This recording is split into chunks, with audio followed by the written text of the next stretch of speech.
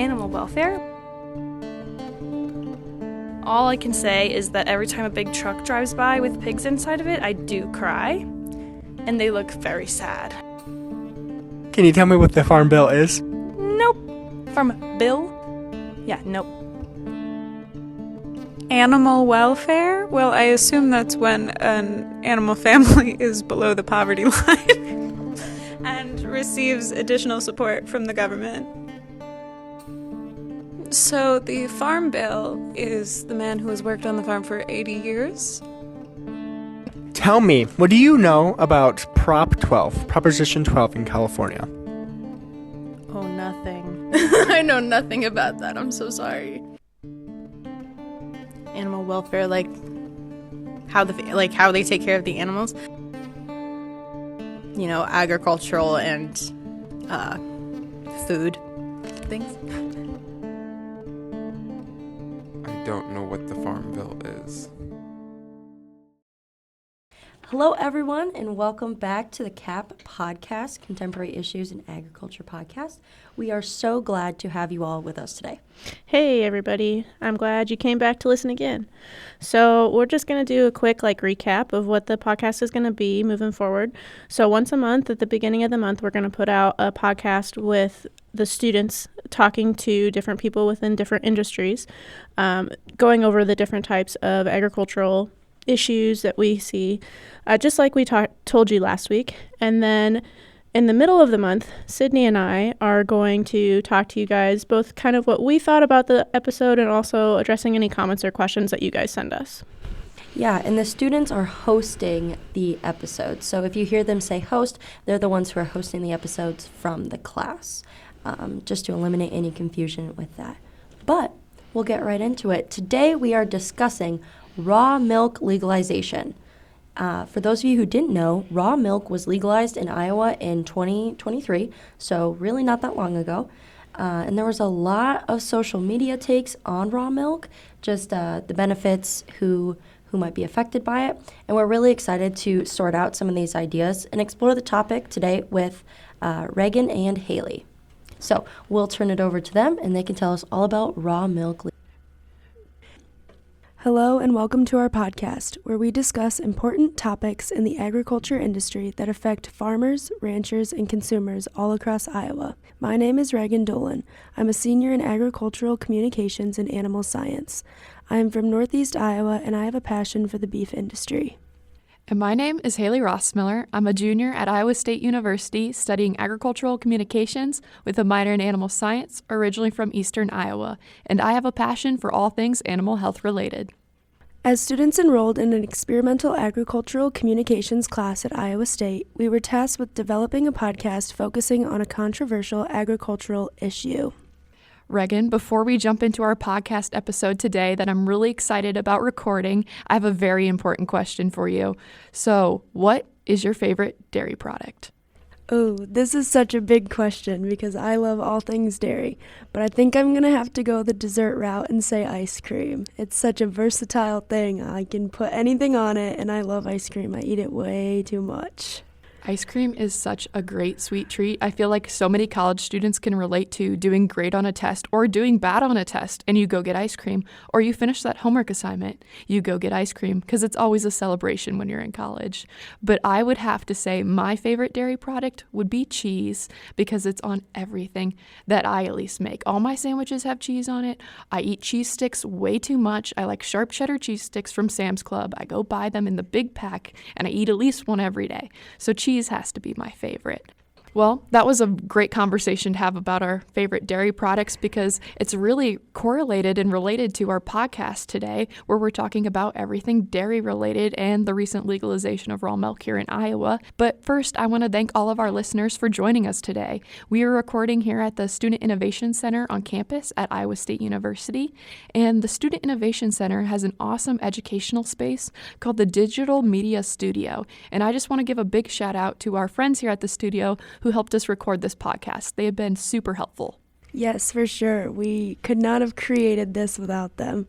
So just to get started, in today's episode, we will discuss the recent legalization of raw milk in the state of Iowa. This new bill went into effect in July of 2023 and has recently raised lots of controversy among the food and dairy science community. To help provide some insight on this topic, Reagan and I have invited multiple professionals and scientists to come discuss their points of view with us on our podcast. The guests we will have on today's podcast episode include Dr. Stephanie Clark, Dr. Gail Carpenter, Dr. Frances Tickey, and Esther Arkfeld. Now, let's get started. We hope you enjoy. We are currently sitting down with Dr. Stephanie Clark, a professor in food science and human nutrition here at Iowa State University. Dr. Stephanie Clark, can you please do a quick intro and tell us a little bit about your role? Sure. I have been at Iowa State University for 14 years, and I'm a dairy food scientist. So I do research and teaching, running the gamut from the cow all the way to the consumer. Very cool. Thank you so much for being here with us today, Stephanie. Could you just speak to us briefly about your opinion on the recent legalization of raw milk in Iowa? Sure. Well, I'm disappointed. I'm disappointed that in the 14 years that I've been here, we've been able to provide a scientific perspective to say why it's risky for the most vulnerable in our population. And in this 14th year that I've been here, unfortunately, the decision was ultimately made to legalize the sale of raw milk. So we kind of heard a little bit about your opinion on the legalization of raw milk there, but can you share any benefits that possibly come with consuming raw milk? Well, there's a perceived benefit by the proponents of raw milk, but what I want to clarify is that there is no benefit beyond that of drinking pasteurized milk by consuming raw milk. Frankly, all the nutrients are preserved during the pasteurization process. Pasteurization is simply designed to kill the microorganisms that can cause disease. So there really is no benefit beyond that of pasteurized milk to consuming raw milk, and I can share some of the benefits of drinking milk. It is a good to excellent source of 13 essential nutrients that we need in our diet, and that's whether it's raw or pasteurized, because the nutrients in pasteurized milk are not destroyed. So vitamin C would be an example of a nutrient that's destroyed by heat, or it's degraded, not completely destroyed, but degraded by heat. But milk is not a good to excellent source of vitamin C. It's a good to excellent source of other nutrients which are actually not harmed by heat. And just to add on to that, there's a perception by those who propose raw milk that lactic acid bacteria or probiotic bacteria are in raw milk, and probiotic bacteria benefit humans. While the fact is probiotic bacteria can benefit humans, you need approximately 1 million per milliliter of milk to benefit from them, which is kind of unfortunate that we need so many to benefit. And so that's why when we eat yogurt or kefir and other fermented foods, those are loaded with probiotic bacteria, loaded like millions and millions per gram or milliliter of food. But raw milk doesn't have that many. It has maybe 100 or 1,000. So we're not actually benefiting from those microorganisms. And the enzymes and other proteins are intact. Those are still intact. The ones that actually degrade milk are destroyed by pasteurization. But beneficial ones, there has not been any scientific literature to say that milk is loaded with specific enzymes that benefit us beyond the fact that they're nutritional. The macronutrient component of protein are definitely beneficial. We need them, but those macronutrients are not destroyed by heat. Off of that topic, can you share a little bit about some of the drawbacks of consuming raw milk? Well, the biggest drawback is the potential risk from pathogenic microorganisms. So pathogenic microorganisms are those that cause illness. And while there's no guarantee that milk will have dangerous bacteria, there's no guarantee that milk won't have those dangerous bacteria. And I'm talking specifically about raw milk. Pasteurized milk won't have them because we kill them through the pasteurization process. But raw milk might have those dangerous microorganisms. That alone is the reason why many of us in the industry do not promote the sale of raw milk. Certainly, if you are a farmer and you want to drink your raw milk, certainly feel free. But when you open that up to the public, it is exposing potential risk, and it is our job to at least provide some means to protect the public. I know you spoke on it a little bit already, but as a professor and food scientist, why is it so important to pasteurize milk? In short, the reason it's important to pasteurize milk is to protect the safety of those that are immunocompromised, young and old in particular. Who has been the main customer base pushing for the legalization of raw milk, and why? My understanding is it's a variety. It's a variety of folks. Sometimes it's farmers, very small farmers. Sometimes it's, believe it or not, chiropractors. I've known some chiropractors in the area that have promoted raw milk. It's been a variety. I really valued Dr. Clark's insights today on her opinion on the recent legalization of raw milk, but now we're transitioning into our next guest, Dr. Gail Carpenter, who's going to be providing us with some insight and some additional information on this topic. So we are currently sitting down with Dr. Gail Carpenter, an assistant professor and state extension dairy specialist here at Iowa State University. Dr. Gail Carpenter, can you please briefly introduce yourself and tell us a little bit about your role? I am our only statewide dairy extension specialist with Iowa State, so 60% of my role is serving Iowa's dairy producers of all shapes and sizes, and do a lot of extension and outreach with our dairy team. And then the rest of my role is I do some research here on campus and some commercial farm research as well. And I also have a small teaching appointment. So part of what I do is advise the Dairy Science Club, and part of what I do is coach the Dairy Challenge team, and then I also teach applied dairy farm evaluation. Awesome. So thank you so much for being here today with us, Gail. Could you speak to us briefly about your opinion on the recent legalization of raw milk here in the state of Iowa? So there's two different questions that you're asking. One is my opinion on raw milk, and one is my opinion on the legalization. And one of the things that we've struggled with a lot over the past couple months since raw milk was legalized is that the legislation has a lot of wiggle room and a lot of gaps in it when it comes to food safety, but also, in my opinion, it also is bad news for the farmers who want to produce raw milk, because there's a lot of questions that we get about what is or is not allowed, and what is or is not allowed versus what is or is not best practice. So there was a lot open in the bill or in the legislation once it was legalized, that didn't give farmers a lot of guidance. So pasteurized producers in the state of Iowa, they have very strict guidelines they have to follow for food safety, even before pasteurization. So if we're looking at the product they produce on farm, they have a lot of standards regarding sanitation and regarding their facilities to make sure that they're producing a clean and safe product, even before it gets taken in for pasteurization and further processing. Our raw milk producers do not have that same stringency when it comes to what's required of them. And so, in my opinion, that leaves them open as producers to a lot of potential problems. And it also has a lot of red flags regarding consumer safety as well. So a lot of my issue with the legalization, the bill as written, is that it doesn't include a lot of consumer safety protections. So farmers have to test milk once a month for bacteria, for things like standard plate count.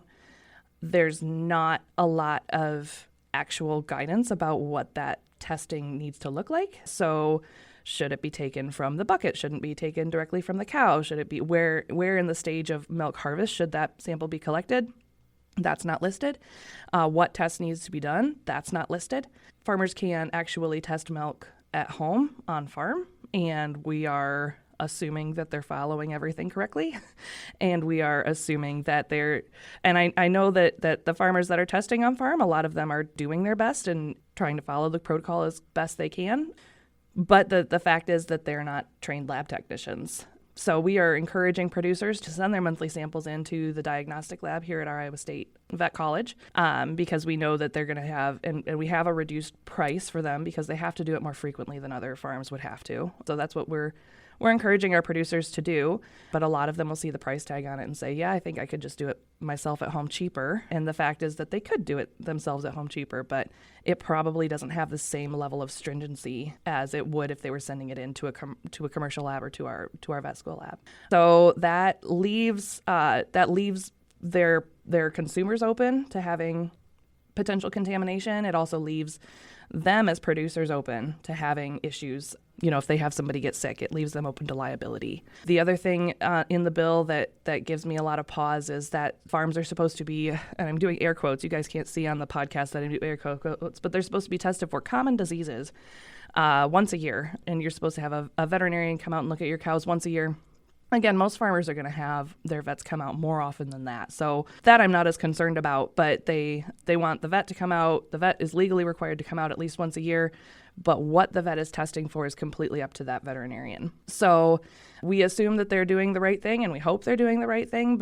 And again, the veterinarian standard is one that I'm less concerned about versus the monthly testing. After the milk leaves the cow, there's a lot of potential contamination spots along the way that may or may not be tested in the way raw milk has been legalized in Iowa. So it keeps me up at night worrying about what potentially could happen. The other thing with this bill is that these producers are not inspected by IDALS, our Iowa Department of Ag and Land Stewardship. They're not inspected by IDALS like a grade A pasteurized producer would be. And in fact, if they're testing once a month, they don't send those records into anybody.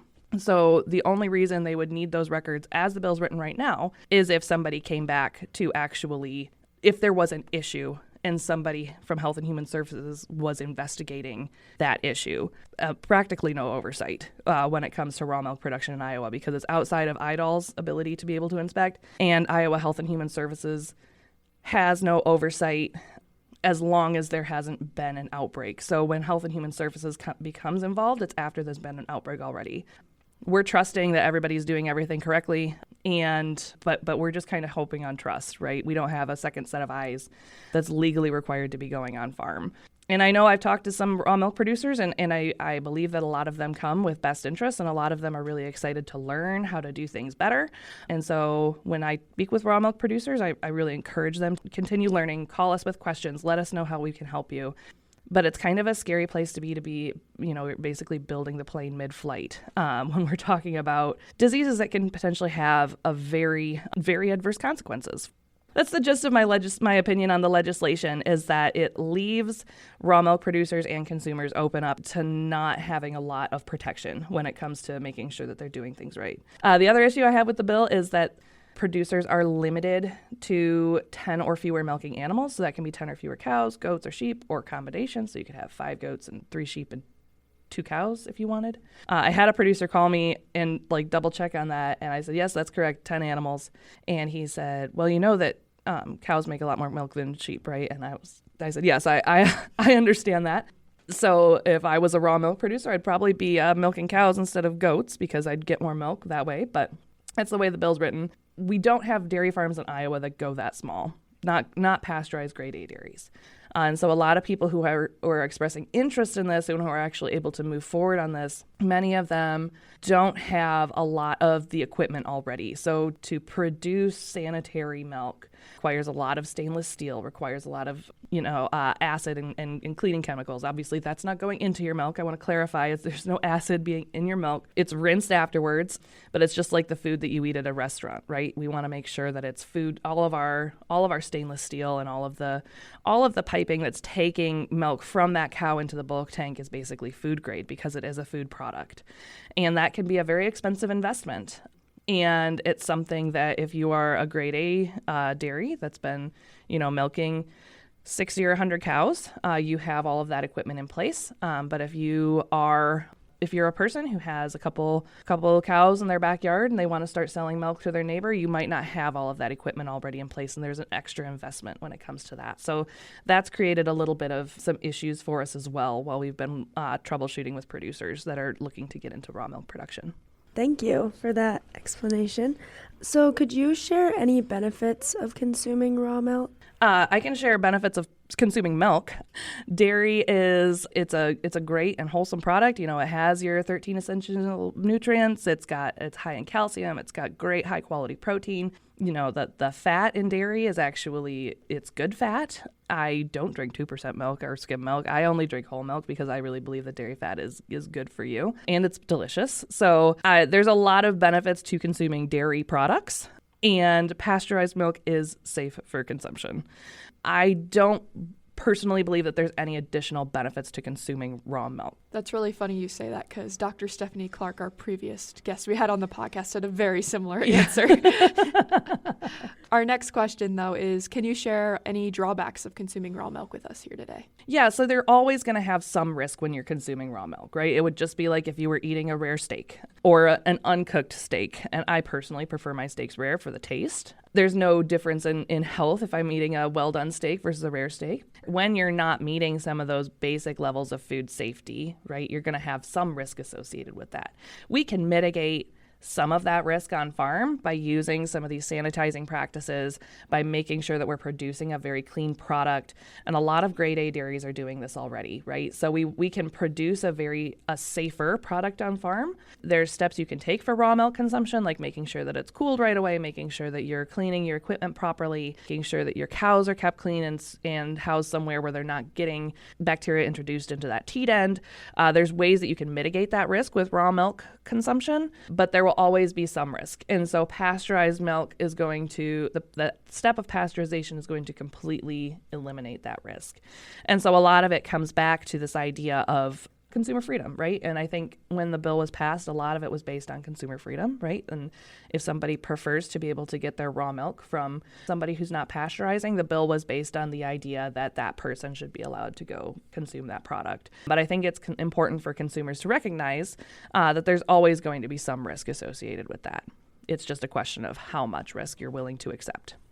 Perfect. So you kind of talked about pasteurization a little bit, but could you explain a little more about what that really is? So pasteurization, and I'm sure Dr. Clark talked about this quite a bit, and she'll know all the stuff off the top of her head, so her answer is probably going to be the one you want to go with over mine. But in general terms, pasteurization is going to be heating that milk up to kill off any bacteria that are in there. So it's basically cooking milk, for lack of a better term. And I had a couple backyard cows when I was growing up. That's actually how I got involved in the dairy industry in the first place. I had an old Ayrshire cow named Hillary that I took to the county fair, and that's how I got kind of plugged into the dairy industry when I was younger and loved it so much. I started working on commercial dairy farms and studying it and got a PhD in it, and here I am. When we had our backyard cow or cows when I was growing up, my mom actually pasteurized the milk in our kitchen. So she had a home pasteurizer that brought the milk up to temperature and made sure that it killed off any bacteria that are in the milk.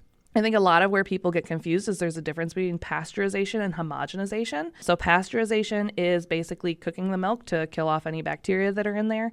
Homogenization is going to be breaking down those fat globules so that they don't rise to the top. So you've probably heard the phrase that the cream rises to the top, right? And so if you have milk that has not been homogenized, that cream is going to separate. And some people actually like that. There are grade A dairies that produce what we call cream line milk. I actually kind of like cream line milk too. That's what I grew up with. The fat comes up to the top and you shake it before you drink it, and it's got like a very rich flavor. It's kind of unique. And like I said, there's actually dairies that produce this cream line milk. And some people think that they can, I don't know if this is accurate or not, but some people claim that they can digest the cream line milk better than they can digest regular milk.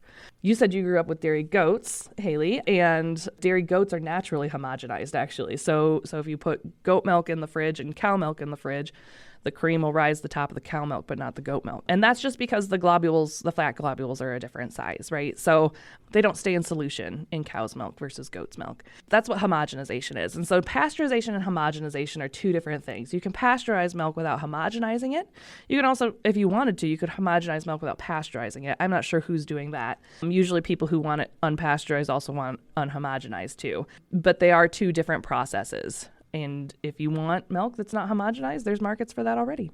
Our next question may be a little bit redundant after the last one, but as a professor and animal scientist, why do you think it's so important to pasteurize milk in our other dairy products? A lot of it comes back to risk and mitigating that risk. And for me, the people who are at the highest risk when it comes to consuming raw milk products are going to be your elderly, your immune compromised, and your young people. And so if you're an adult, if you're a consenting adult and you decide that you would like to drink raw milk because you prefer the flavor and you prefer being able to go to your neighbor and buy milk from them, there's reasons that you might want to do that as an adult who can understand the risks, and that might be a risk that you want to take on for yourself. Where I get most concerned about it is when we're talking about those at-risk populations. So, after kind of talking about the whole recent legalization of raw milk in Iowa, who do you see has been the main customer base or demographic for pushing for not just the legalization, but purchasing this raw milk? So that's actually data that we don't have because we don't actually know how many raw milk producers there are. We don't know how much milk they're making. We don't know how many consumers they have. Because you have to sell it off farm. You can't take it to the grocery store. You can't be selling it off farm. And we don't have a registry of raw milk producers in Iowa. Grade A pasteurized producers that are being inspected by IDOLs do have access to knowing who those people are. We have access to processing plants. We can kind of figure out some of that information when it comes to milk produced through traditional means. We really have no idea how many raw milk producers we have in Iowa, how many people they're serving, who they're serving. We've got no idea on this. So it's kind of the Wild West right now. Thank you so much, Dr. Gail Carpenter, for sitting down and speaking with us today. Do you have any more thoughts or feelings you would like to share with us on this topic? Yeah, I think that the choice to consume raw milk is going to be your own choice. Like I said, choice to produce raw milk is the producer's choice as well. We're here as Dairy Extension. We're here to serve Iowa's dairy producers. And so we take questions from raw milk producers all the time. And we hope that they reach out to us if they have questions about how to do it safely. We don't want them just trying to figure it out on their own. We want them to come to us. But that doesn't mean that we also don't support grade A dairy producers as well, and really want to make sure that those producers who are following that pasteurized milk ordinance and are pasteurizing their milk and producing a very safe, high-quality product, that those people are also supported. So that would be what I say is that, don't feel like if you can't afford to go purchase raw milk that the stuff you get from the store isn't just as good. It is a very safe, nutritious product, and buy from our grade A dairy producers at your local Hy-Vee or wherever you go shopping for groceries. So keep buying milk, keep eating cheese, treat yourself to some ice cream, and know that you're doing yourself a favor. What a great educational conversation with Dr. Gail Carpenter. Our next speaker joining us is Dr. Francis Tickey, owner of Radiance Dairy. Francis and his wife Susan are located in Fairfield, Iowa, where they own and operate their organic dairy farm. Thank you so much for being here with us today, Francis. Could you speak to us briefly about your opinion on the recent legalization of raw milk here in the state of Iowa? Well, I think the new law that Iowa passed is good. It's a good step forward. Several parts of it are pretty good, I think. And one is that it does require some testing to make sure that the milk is of high quality and not contaminated. And so that's a good thing because some people do a better job than others do. And so we should have higher standards. One of the limitations of the law is that it only applies to farms with 10 cows or fewer, which means that we don't qualify to sell raw milk. Now, we have a loyal customer base here in our little town, but a lot of them would like to have raw milk. They are frustrated by the law. If there's an amendment to the law in the future, that it would allow any farm that is otherwise inspected by the state of Iowa, even if we're more than 10 cows, we could also sell raw milk. Because now this law allows farms with 10 or fewer cows to sell raw milk, even if they're not inspected by any other agency or have never been inspected before. We are very thoroughly inspected in many regards, and so there's no reason why we couldn't qualify. Do you see in the next couple of years new laws and regulations being put in place so that these larger dairy operations would be able to sell raw milk? I think it would be good, but again, they should also have some requirements for testing of the raw milk. Basically, all the dairy farms in Iowa that sell milk to processors are inspected regularly. So they already have that base level of inspection. So my suggestion is that they could be allowed to sell raw milk if they have the higher level of testing of the raw milk as well. Can you share any benefits of consuming raw milk? Are there benefits to raw milk? Well, that's a controversial topic, and a lot of the people in the industry will say no, but they haven't researched it. However, there's been some research in Europe, a very big study over several European countries and many scientists. And what they found is that when children drink raw milk, they have less asthma, less hay fever, and fewer allergies. And so that's some preliminary data that shows that there can be some health benefits. And we know that pasteurizing milk does change the structure somewhat. It denatures some of the enzymes in the milk and so on. It's not unreasonable to expect there could be some benefits from drinking the raw milk. But I don't know of anybody in this country that is studying the benefits of raw milk. It's not really fair for them to say, well, there are no benefits if they've not even looked into it. Can you share any drawbacks of consuming raw milk with us? Obviously, if it's any product is contaminated, whether it's cantaloupe or lettuce or anything, there can be some health issues. Yes, there could be some drawbacks, but we just need to be vigilant and do a good job. Almost all of the other 50 states allow some raw milk sales. The dairy industry has just been against it, just because they like to keep the whole pie themselves. As an organic dairy farm owner, what are your thoughts on pasteurizing milk? We are required by law to pasteurize milk. So we pasteurize our milk at the lowest temperature allowed by law. There are really three categories of pasteurizations that are used. And we use vat pasteurization. That means it's done in batches. We heat the milk to 145 degrees for half an hour, and then it qualifies for pasteurization. So that's the lowest temperature that's allowed. Most milk is actually pasteurized at what's called high temperature short time, which is 162 degrees for 15 seconds. So that's how most milk is pasteurized. However, there's also something that's becoming more popular. It's called high temperature ultra pasteurization. And there they heat it up to like 185 degrees for a fraction of a second. That sterilizes the milk, actually. With ultra pasteurization, you really can get by without even refrigerating the milk, as long as you can aseptically package it. If you can put it in packages that are antiseptic. Now, some people say, well, by then you've pretty much killed the life quote of the milk. You've changed the chemistry somewhat by the high temperature. It allows some companies to ship milk long distances and keep it on the shelf for a longer time. Who has been the main customer base pushing for the legalization of raw milk in Iowa, and why? That's a good question. I think it's generally people who are looking for healthy foods. They're looking for unprocessed foods. They're not the McDonald's kind of person. And it's interesting, in Fairfield, where our dairy is, there is a lot of interest in healthy foods, organic foods. As a matter of fact, many years ago, the state of Iowa had an exception for raw milk. Even though raw milk was illegal, they said if you had a note from your doctor that you needed to have it, then you could have raw milk. And they got like 50 requests from Fairfield, Iowa within a short time, and they panicked and said, oh, we're not going to do that. So in our community, there's a lot of interest in healthy foods, unprocessed food, and pasteurized milk is processed food, basically. We really appreciate Dr. Francis Tickey taking time out of his busy schedule to sit down and share some of his thoughts with us today.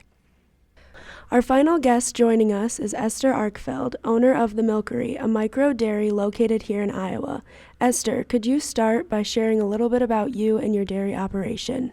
Absolutely. Well, thank you so much for having me on your podcast. It's definitely an exciting topic.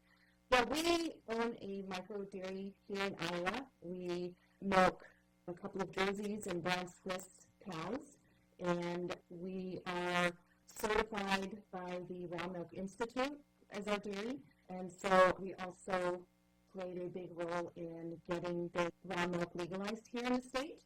So our dairy is based on more of a herd share model, and that's where customers become members, and then they get their milk on a consistent basis throughout the month. It's like a subscription kind of, right? Yeah, it's very similar to a subscription. That's kind of like the HelloFresh boxes and things like that they're doing now. I hear they're really popular and a growing industry, so that's really cool to see that you're doing that in the dairy space. Yeah, I think it's a great way for people to be able to access raw milk. It's also a great way for the farmer and the consumer to connect and build that relationship and to provide a food source in our local community. That's incredible. Thank you so much for sharing that with us, Esther. Our next question that we have is if you could speak to us briefly about your opinion, just in general, of the recent legalization of raw milk here in the state of Iowa. Sure. As I mentioned in the intro, I played a big role in helping in the efforts to get raw milk sales legalized in our state. Just a little bit of history on that. We have tried to legalize the sale of raw milk or the accessibility to raw milk for 17 years. And so this year we finally were able to pass a law that would allow consumers to go to a farm and to purchase raw milk from a farmer of their choosing. I mean, of course, that there's some requirements to the farmer and to the consumer in that legislative bill. It's definitely something that I wholeheartedly support, and I feel like even though some people might consider it a small niche market, it's definitely a market that I'm glad we're able to meet the demand for. Very interesting.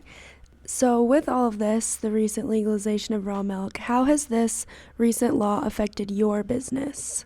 Well, it's allowed us to be more open, and I think it's allowing for the conversation to be had in more of an open, honest way, whereas before it was a very hushed topic to be discussed because of the illegal status. And so I think it's allowing more of the conversation, allowing people to feel more free to access this food source. You know, for some people, that's the only way they can consume dairy. And I feel like dairy is such an important part to our food source, whether you choose to consume it commercially as a pasteurized product or you choose to consume it as a raw milk product. This bill wasn't to pit one market against the other. It was really about, you know, what do the consumers of Iowa want, even though let's say that it's about 3% is what they're estimating that of the community that would choose to consume it. And even though it's a small community, it's still part of our community here in Iowa. And so in order for them to have access to that, I think was a really great step in the direction of consumer freedom. You know, up to this point, people would either buy it, you know, under the table very quietly, or they would cross state lines to purchase it. And, you know, in my mind, I would be more supportive of supporting our local farmers here instead of seeing all that money and that support go out of state. There are so many farmers here in this state who are very well suited to meet that demand. Can you share any benefits of consuming raw milk? Sure. Well, of course, there's, you know, if you Google or if you look into raw milk, you're going to get a lot of different opinions. I will tell you a little bit of my personal story of how we chose to go that direction. I grew up on raw milk. I grew up in a different country where raw milk was free to access. And so having grown up with that wasn't a taboo food source. So then when I had my first daughter, I very quickly got pregnant with my second daughter, which caused me to lose a lot of my breast milk supply. And so in order for me to feed my first daughter, I had to find another food source. And so, of course, most moms reach for formula. And we tried several different options, and that did not work well for her. She threw up 75% of her bottle in between each feedings. And so then you have to look at, you know, what is the option for my daughter who obviously needs a good nutritional food source. And so that's when we explored the option of raw milk. And we found a farmer in the state where we lived at the time where raw milk accessibility was legal. We were able to meet with that farmer to see what their operation looked like. And then we made an educated choice to purchase goat milk from her. And we then used that along with some other ingredients to make a suitable infant formula. And from the very first bottle, she stopped throwing up and she began to thrive. So for moms like me, for people like my daughter who cannot consume commercial dairy, it's just a really great option. Some other benefits out there, I've heard dozens and dozens of stories of people who have dairy intolerances or sensitivities who can consume raw dairy but cannot consume commercial dairy.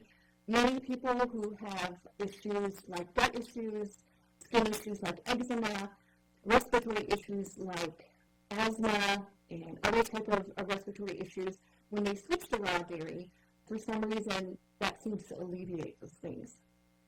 So you'll hear many different stories and personal stories of how raw dairy has been beneficial to them. Awesome. I would have never thought about it in that aspect of your daughter was unable to consume the formula and needed to find an alternative food source. That's very interesting. But moving on to our next question, can you possibly share any drawbacks of consuming raw dairy products? Because I'm more pro raw dairy, there's very few things that I would consider to be a drawback. As a raw milk producer, I do think that there is some drawbacks in regards to raw milk as far as how it's produced. We're producing milk for the intention of of raw consumption has to be done a bit different than producing milk intended for pasteurization and then consumption after that. And so if a farmer is not diligent in their processes of producing that milk for raw consumption, then you could have some drawbacks. But I would say the majority of producers who produce for the raw consumption are very well aware of those items. Esther, yourself as a dairy farm owner, what are your thoughts on pasteurizing milk? I definitely think that pasteurized milk has a place. Obviously, there's a very big market for that. I certainly, personally, am not one to pit one of the industries against the other because I think that they're both needed in our society. And again, this really goes back to the individual's choice. In my mind, you ought to have the freedom to access the food and the nutritional options that you need to be healthy. And so if for many people that's pasteurized dairy products, and that's wonderful. And for some people that's raw dairy products. And so I feel like there should be a place at the table for both of those.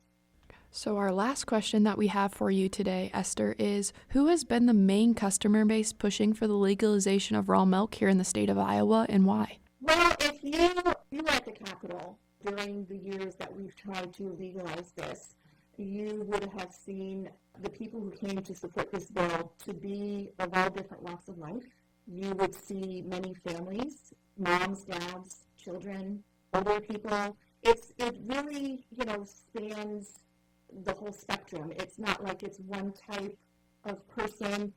For me, many of my customers, they really want to consume dairy, and they're looking for an option because many times they cannot consume pasteurized dairy. And so many of my customers come from all different walks of life. You have older, younger children, you have highly educated, and some that our society would consider not as educated. I don't see that is a determining factor as to who consumes more of that. I just think that it really comes down to, the individuals trying to find the best nutritional option for their health. Great. Well, thank you for sitting down with us. I know I learned a lot from listening to your stories and your experiences. This has been a very insightful and educational conversation. I'm so glad we had the opportunity to discuss this topic with so many educated professionals in the dairy industry. Regan, what were your thoughts on this podcast? I totally agree. I've learned so much from each of our guest speakers and feel like I was able to gain a grasp on a topic I previously knew nothing about. It's interesting to hear firsthand from so many professionals about how these changes are affecting the industry. I really have developed a deeper appreciation for the dairy industry and really gained a lot of value from having this controversial conversation with everyone. And I really was able to form my own opinion on this topic after this conversation about a issue that I previously also did not have a whole lot of knowledge about, but it has been a topic that has been in the media and the news a lot lately, so I feel like this was very relevant and an important topic to share with our audience in our podcast.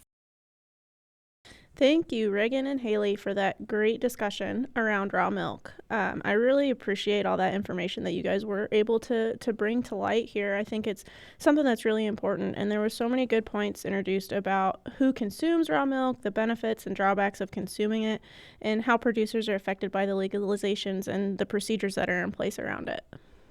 Yeah, so prior to hosting this podcast episode, about a year ago, I listened to a podcast that was talking about raw milk trade in California and how it couldn't be consumed for humans, but it could be for animals, and just an interesting topic to have check back up on, especially in the local area and what the raw milk industry looks like. Yeah, for sure. Yeah, so special thank you to our hosts again, Regan and Haley, and thanks for tuning in, and we'll see you again on To email us with any comments, questions, or concerns, please send us an email at contemporary@iastate.edu.